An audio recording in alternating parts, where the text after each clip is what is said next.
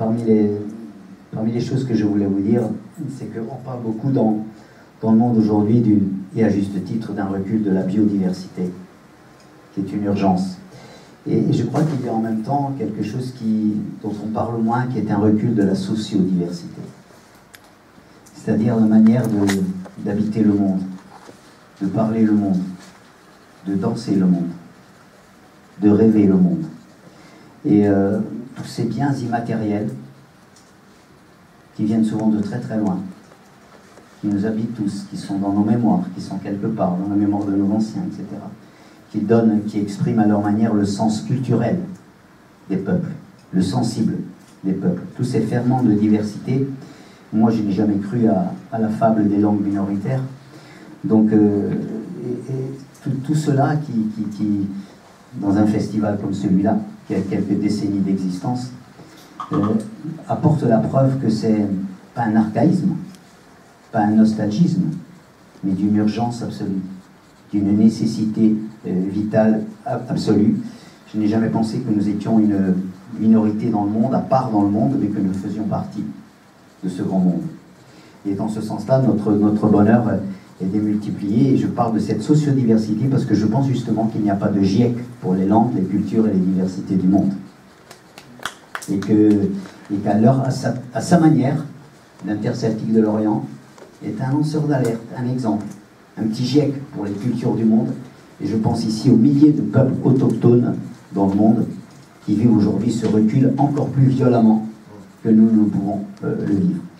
La deuxième chose que je voulais vous dire, c'est que à chaque concert que nous donnons, ne fût-ce qu'intérieurement, nous revenons de Chamonix, c'est-à-dire que nous donnons à chaque concert une intention. Intérieurement, à chaque concert, nous donnons une intention. Je disais, nous revenons de Chamonix. Chamonix, c'est un lieu au pied du Mont Blanc où l'on peut voir les conséquences de l'action de l'homme sur la planète. Et vous voyez des glaciers qui deviennent des lacs maintenant, qui ont reculé de 800 mètres, qui ont perdu 25 mètres d'épaisseur.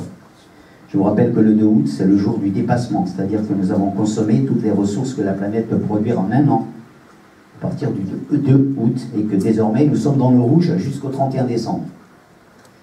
Donc, écocide, vous voyez, écocider, ça veut dire tuer la maison. Et peut-être qu'on va finir par chanter ensemble qu'un air bien pur abreuve nos poumons un jour. Donc, à partir de ce que je vous dis là, je vous le dis parce qu'on est en Bretagne.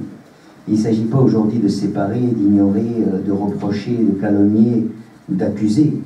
Il s'agit d'aider tout un chacun, qui sommes un peu piégés par cette logique et par ce système, de sortir de là et de se réconcilier avec le vivant et avec la nature. Vous voyez, en venant de Chamonix, je me dis qu'entre les glaciers qui fondent, entre les incendies sous-marins, la Méditerranée aujourd'hui est à 29 degrés, entre les rivières atmosphériques qui donnent des inondations un peu partout dans le monde, je vous rappelle qu'un degré de plus dans le monde, c'est 7% d'humidité de plus dans le ciel, entre le chlordécone des Antilles et entre les algues vertes de la Bretagne, il y a un lien.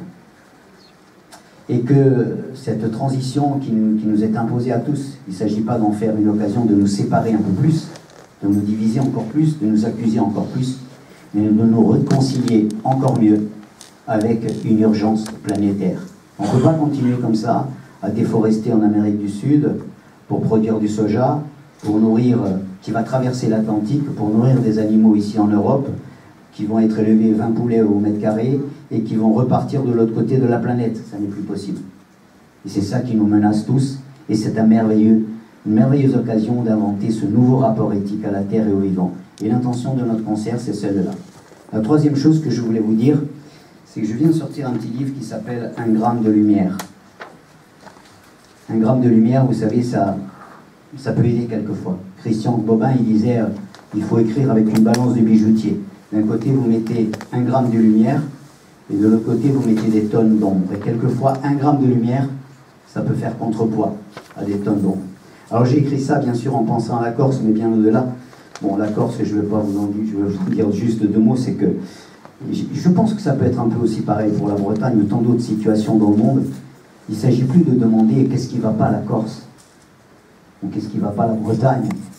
ou qu'est-ce qui ne va pas à Mayotte, ou qu'est-ce qui ne va pas aux Comores, ou qu'est-ce qui ne va pas je ne sais où.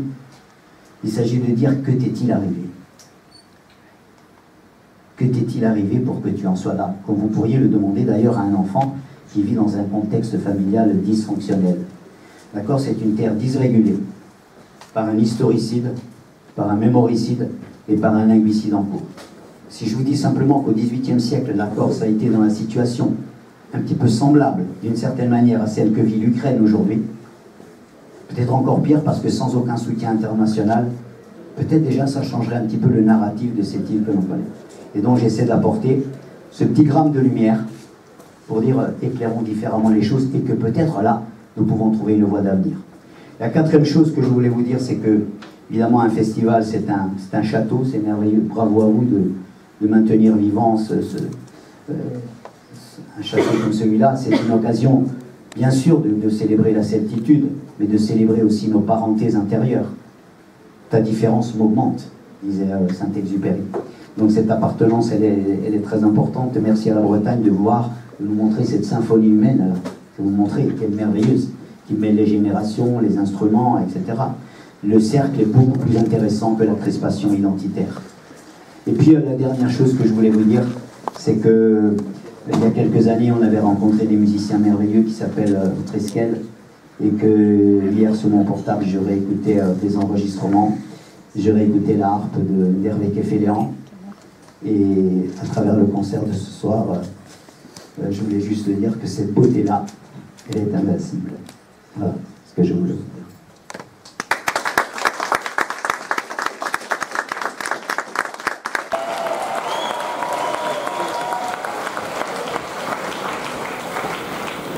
Bonsoir l'Interceltique, bonsoir Lorient, bonsoir la Bretagne.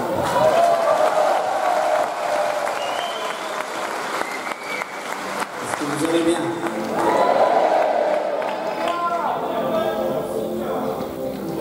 Merci beaucoup.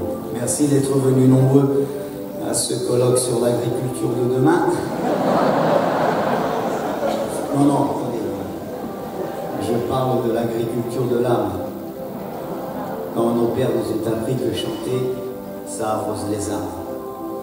Ça fait pousser des graines de courage, des semences de fraternité.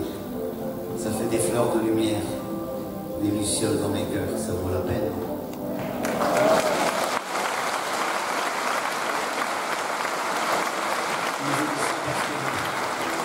Je dis ça parce que nos âmes sont mises à rude épreuve dans le monde d'aujourd'hui. C'est peut-être le territoire le plus abandonné, le plus menacé, le plus attaqué, le plus engorgé. Mais il paraît que les âmes citoyennes qui se rencontrent, ça rend plus fort. J'ai l'un des foudres. Et cela mérite bien un concert, le festival.